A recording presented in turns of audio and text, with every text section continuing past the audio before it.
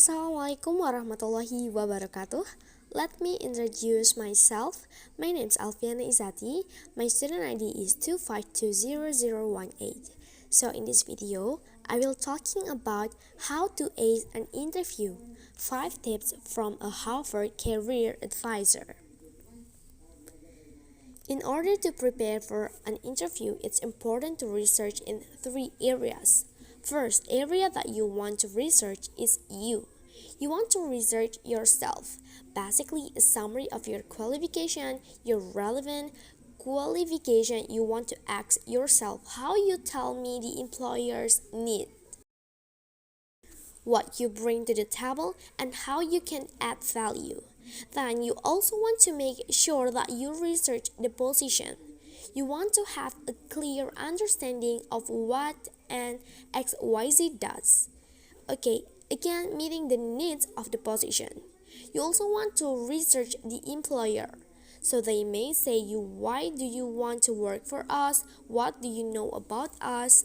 So who's the CEO, history, product, service, competitors, examiner.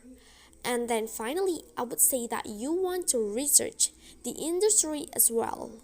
So the position, the organization, and the industry. You want to make sure that you've prepared a series, a short of relevant stories. Okay, about yourself. It's something called the show and tell me that, so you don't just want to say like these are my skills. You want to be able to demonstrate, to have short relevant stories that have a beginning, a middle, and an end. I will recommend that you practice at the very least. Lock yourself in the room with a mirror and practice responses to commonly asked questions. You don't want to script it. You are not an actress. You want it to be conversational, but you want to hear yourself. Say those responses out loud. And if possible, I would recommend that you set up a mock interview with a professional career counselor.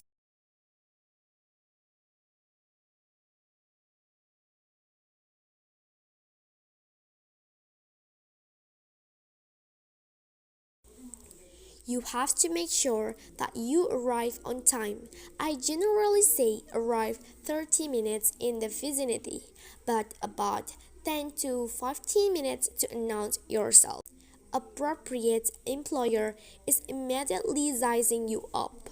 He or she is deciding, do they like you? Are you intelligent? Are you kind? You want to have good eye contact. You want to have a nice strong handshake and basically want to be positive, confident, and upbeat. So watch your energy level. You want to be authentic and genuine, but most people need to turn up the volume slightly. There are basically 3 types of interviews. Some common interviews are now behavioral interviews. They begin with questions like, tell me about a time when, tell me about time when you are in a team and things went really well or things didn't go so well. You might have a technical interview. This might be perhaps you're going for software engineering position.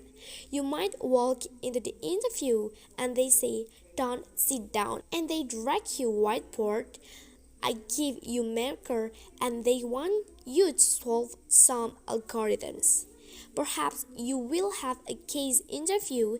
If your interview with consulting friends, you want to be well prepared for those in terms of practicing case question.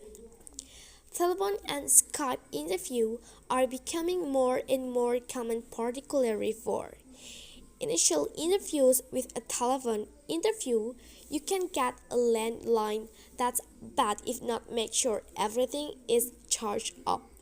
You also make sure that you were in quiet environment and that no one is going to disturb you.